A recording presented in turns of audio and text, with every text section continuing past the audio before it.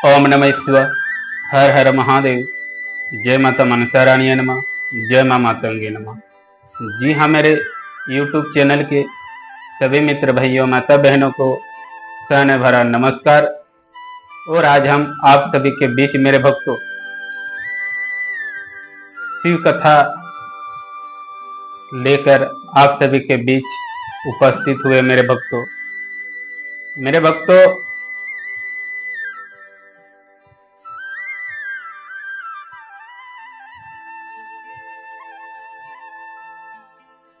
शिव कथा का विषय आज है तंत्र के बारे में। आप सभी के बीच ये प्रोग्राम लेकर उपस्थित हुए मेरे भक्तों।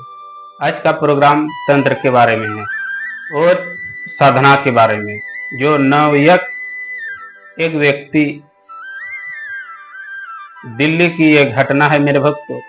दिल्ली की नवयुवक साधक के विषय में आज के बारे में आप सभी को जानकारी देंगे। तो मेरे भक्तों, जो भी हमारे प्रोग्राम को पहली बार देख रहे हैं तो हमारे प्रोग्राम को सब्सक्राइब करें और घंटी वाले बटन को प्रेस करें, ताकि आप सभी को डेली शिव भक्त महाराज की चैनल के माध्यम से आप सभी को शिव पुराण कथा सुनने को मिलेंगे मेरे भक्तों। तो सभी माता बहनों को हर हर महादेव। जय माता मनसा रानी नमः। जय मां मातंगी नमः। जय मां विसर्य नमः। गुरुदेव भगवान की सभी माता बहनों भक्तगणों को शिव भक्त महाराज की ओर से नमस्कार। मेरे भक्तों, दिल्ली की एक साधक की बहुत ही दुखद कहानी है मेरे भक्तों। तंत्र के बारे में ये कहानी, ये कथा आप सभी को, जितने भी तंत्र के लाइन में माता बहने भक्तगण चल रहे हैं, जो साधना कर रहे हैं, इसी के बारे में आप सभी को जानकारी देंगे मेरे भक्तों। तो दिल्ली की एक साधक की एक घटना है। वह साधक मसान साधना किए थे मेरे भक्त। मसान साधना किए थे। उसका परिवार भी शादीशुदा साधक थे, बाल बच्चे भी थे। और वह साधक गरीबी स्थिति से था मेरे भक्त। इतना गरीबी थी, वह साधक दिन भर ठेला से काम करते थे। सवेरे 7-8 बजे निकल जाते थे अपने काम पे और रात्रि 9-10 बजे वह घर जाते थे मेरे भक्तों। वह मसान साधना किए हुए थे मेरे भक्तों। जो तंत्र के बारे में और जो साधना कर रहे हैं, ये कथा सुनकर आप सभी को दिलचस्प और साधना करने का मनोबल बढ़ेगा। या हमारे माता बहनें हो या भक्तगण हो, जो तंत्र के लाइन में, तंत्र के मार्ग में, जो साधना के क्षेत्र में चल रहे हैं, वह सवेरे 7-8 बजे निकल जाते थे। उसके बाद वह 9-10 बजे रात्रि को वह घर पहुंचते थे। वह मसान साधना किए हुए थे मेरे भक्तों। वह दिन भर कमाता, मजदूरी करता और वह राशन ले जाता। और उसके बाद मेरे भक्तों, उसी पैसा से भरण पोषण चलता, परिवार चलाना, बच्चे का पढ़ाई लिखाई चलाना। उसके बाद राशन भी खरीदना। इस तरह से अपना जीवन यापन चल रहा था। उस व्यक्ति को, वो साधक को मेरे भक्तों, तंत्र के लाइन में भरोसा था। उस भरोसा उसका व्यर्थ में नहीं था कि हमें जो मसान साधना सिद्धि प्राप्त किए हैं, व्यर्थ में मेरा नहीं जाएगा। एक न एक दिन जो हमें साधना सिद्धि प्राप्त किए हैं, हमें उद्धार जरूर करेंगे मेरे शक्ति। उस साधक का मनोबल था। लेकिन अपने काम कारोबार वह दिन पर दिन करते गया। एक दिन अमावस्या के दिन थी मेरे भक्तों।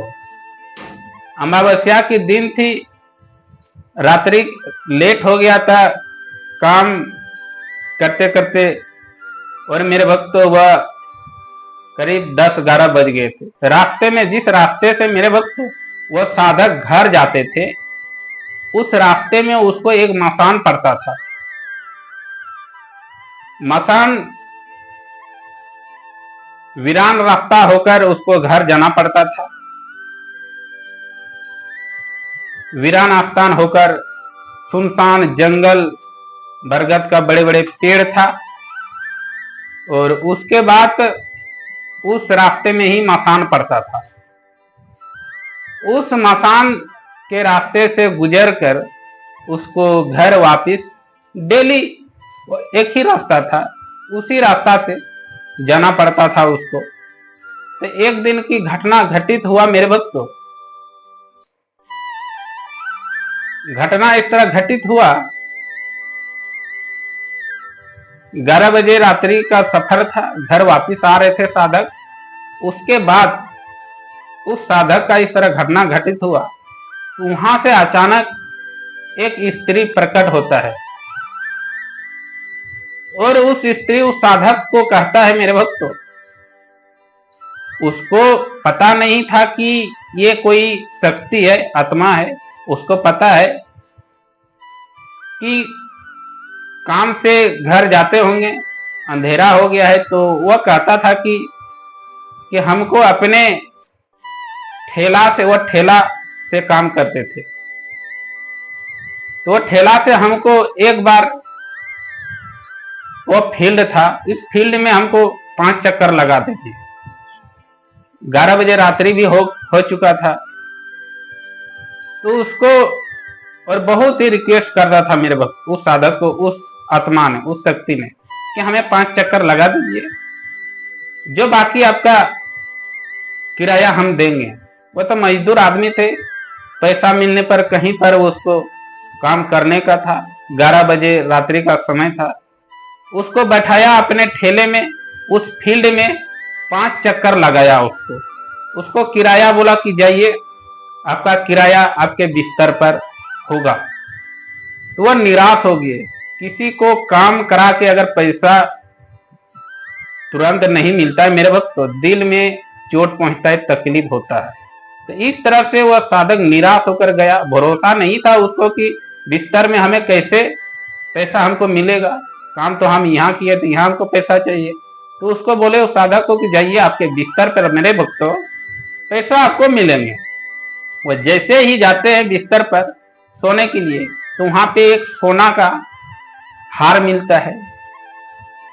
तो सचमुच उसका जो काम क्या था व्यर्थ में नहीं गए। तो इसी तरह डेली 10-15 दिन किए।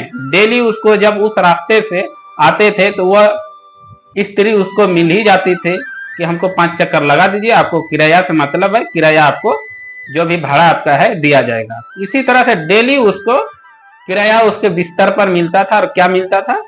सोना मिलता था। तो बिस्तर पर उसको सोना मिलता था। तो 15 दिन तक इसका कंटिन्यू इस तरह उस साधक के दोनों के बीच चला। तो 15वें दिन में क्या होता है कि जो उसको बिस्तर पर सोना 500 ग्राम 600 ग्राम डेली मिलने लगा, दिन भर के मजदूरी पे उतना नहीं होता था। वह 5 चक्कर फील्ड में एक स्त्री को लगाने से उसका किराया मिल जा रहा है, उसका रकम कई गुना रकम उसको मिल जा रहा है। तो उसको खुशी का ठिकाना नहीं रहा उस साधक को। तो वो साधक अपनी पत्नी को एक दिन क्या कहता है जानते हैं? कि अपने धर्म पत्नी को कहते हैं कि हमको कहां से पता नहीं हमारे बिस्तर पर सोना का हार मिलता है। तो वह बोले, स्त्री तो जाती, वह बोलता है कि हमें दिखाइए। उस स्त्री अपने धर्म पत्नी को वह सोना का हार दिखाते हैं, और वह अपने लिए, अपने शरीर के लिए बहुत से प्रकार से अपने शरीर के लिए बनवाते हैं, हार बनवाते हैं, कुछ सोना बेचते हैं। तो इसी तरह से जैसे ही इस तरह किया 2-3 दिन, उसके बाद 17वें 18वें दिन में उस रास्ते से जब साधक आते हैं तो उस स्त्री को नहीं देख पाते हैं, ना उसको दिखाई पड़ता है ना उसको ठेले पे बैठने के लिए उसके आगे में आते हैं। वह रोकते थे, दूसरे पहले दिन जब आते थे तो उसको रोकते थे हाथ देकर, वह स्त्री की रुकिए हमको 5 चक्कर फील्ड में लगवा दीजिए, उसके बाद आप चले जाना। तीसरा डेली कंटिन्यू करता था। जैसे ही अपने धर्म पत्नी को मेरे भक्तों कहा कि हमें कुछ ना, हमारे बिस्तर पर सोना का हार डेली 15-16 दिन से मिल रहा है, इस हार को बेचकर हम लोग कुछ किया जाए। और बेचकर कुछ किया और अपने धर्म पत्नी के लिए हार बनवाए। तो इस तरह जैसे ही किया, अपने धर्म पत्नी को बताया, सारा प्रोसेस बता दिया, वजह अपने बारे में। वह तंत्र साधक थे, मासान सिद्धि प्राप्त किए हुए थे, तो वह मासान का शक्ति ही उसको सोना का हार दे रहा था मेरे भक्त। लेकिन अपने धर्म पत्नी को जैसे ही वह साधक बोला, तैसे ही वह शक्ति खंडित हो गया। दूसरे तीसरे दिन से वह शक्ति उसको ना दिखाई पड़ने लगा, ना सोना का हार मिलने लगा। इसलिए मेरे भक्तों, जो भी तंत्र के लाइन में, साधना के लाइन में जो भी सिद्धि प्राप्त किए हैं, आप अपने के सिवाय किसी को नहीं बोलना, नहीं तो आपका साधना खंडित हो जाएगा, जीवन आपका बर्बाद हो जाएगा मेरे भक्तों। एक साधक का मेहनत और धन संपत्ति शक्ति ही होता है, और साधना का उद्देश्य ही है कि अपने पत्नी, बच्चे, बच्चियां, किसी माता पिता, किसी को नहीं बतलाने का है। अपने शक्तियां अपने सीमित रखिए। जो अपने शक्ति के अनुसार आपको जो रकम, धन, संपत्ति मिल रहा है, बस अपने खुशी का ठिकाना मनाइए, अपने जश्न मनाइए। किसी को उसका भेद नहीं बताना है। और जिस दिन वह भेद बता देंगे कि हमें शक्ति ये चीज हमको दे रहा है, तो उस दिन से मानो मेरे भक्त आपको शक्ति, धन, संपत्ति देना बंद कर देंगे, और जीवन में वो शक्ति को आप सिद्धि प्राप्त नहीं कर पाएंगे, और आपका मेहनत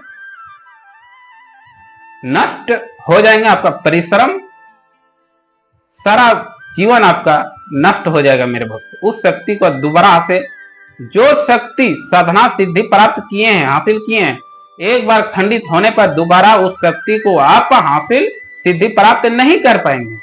अब लाख कोशिश कर लीजिए, या आप ट्राई भी कर सकते हैं। तो हमारे प्रोग्राम के माध्यम से यही जानकारी मिलता है कि जो भी साधना के क्षेत्र में है, सिद्धि साधना, या आयु रूप में सिद्धि प्राप्त हुआ है या प्रत्यक्ष रूप में सिद्धि प्राप्त हुआ है, अगर समान आपको मिल रहा है, धन संपदा आपको मिल रहा है, उसके बारे में किसी को अपने परिवार में नहीं बोलना है। जिस दिन आप बोल दीजिएगा, उस दिन से शक्ति आपका कार्य करना बंद कर देंगे। बस आप गुरुदेव के संपर्क में भटकते रहोगे, लेकिन गुरुदेव आपको कुछ नहीं कर सकता उस शक्ति के बारे में। गुरुदेव आपको वही आशा देंगे कि आप दूसरा साधना कीजिए, लेकिन उस शक्ति के बारे में आपको कभी भी सलाह नहीं दे पाएंगे कि ये शक्ति आपको दोबारा से सिद्धि प्राप्त होगा मेरे भक्तों। तो मेरे भक्तों, जो भी साधना के लाइन में है, ये सब चीज ध्यान रखते हुए आप जीवन आगे बढ़ाइएगा। इस साधना, इस कथा के अनुसार ही आप सभी को जानकारी मिला मेरे भक्तों। तो एक बार हर हर महादेव, ओम नमः शिवाय कमेंट बॉक्स में अवश्य लिखें।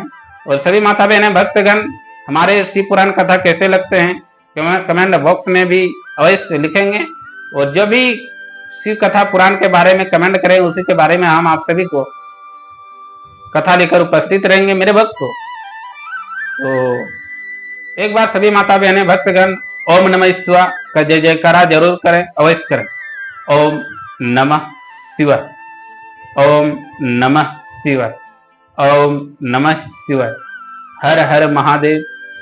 जय माता मनसा रानी नमः, जय मां मातंगी नमः, जय मां विषहरी नमः, जय पार्वती माताए